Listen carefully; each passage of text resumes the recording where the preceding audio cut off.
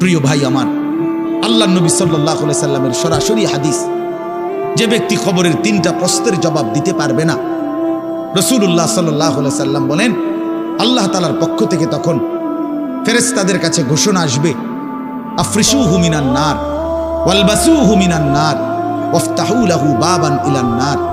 আমার এই নাফরমান বান্দার কবরে জাহান্নামের বিছানা বিছিয়ে দাও, জাহান্নামের পোশাক পরিয়ে দাও, আর জাহান্নাম বরাবর তার জন্য কবর থেকে দরজা খুলে দাও।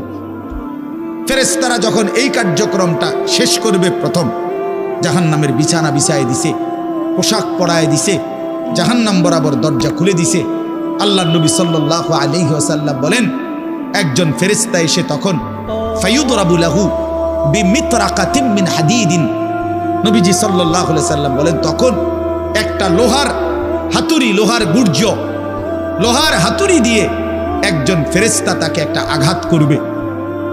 কি আঘাত, কোথায় আঘাত করবে? সরাসরি হাদিসের শব্দ, বরবাতান বাইনা উজনাইহি, তার 2 কান বরাবর একটা আঘাত করবে।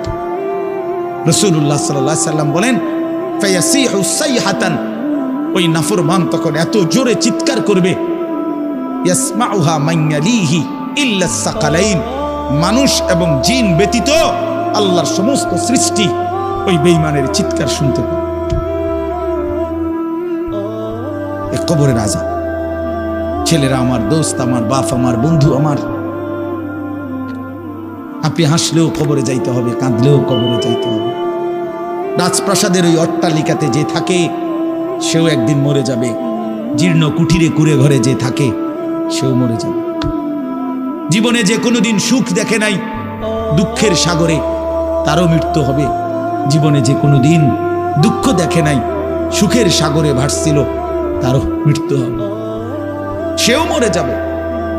কবর নিশ্চিত, কবর নিশ্চিত।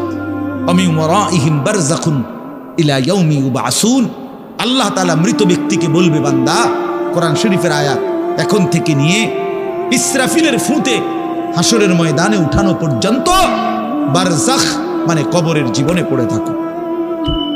ভেবে দেখেন, ভেবে দেখেন, শুধু 1 মিনিট, আমিও ভাবি, আপনিও ভাবেন। হাদিসের মধ্যে আছে মা বাইনান নাফখাতাইন 40, ইসরাফিল প্রথম ফু দিলে জমিনের সবকিছু মাটির নিচে চলে যাবে, দ্বিতীয় ফু দিলে মাটির নিচ থেকে আবার সবাই উঠে হাসরের ময়দানে দাঁড়াবে। তো নবীজি সাল্লাল্লাহু আলাইহি সাল্লাম বলছে এই 2 ফুঁয়ের মাঝখানে ব্যবধান হবে 40। তো মুহাদ্দিসিনে কেরাম, উলামায়ে কেরাম বলেন কেউ কেউ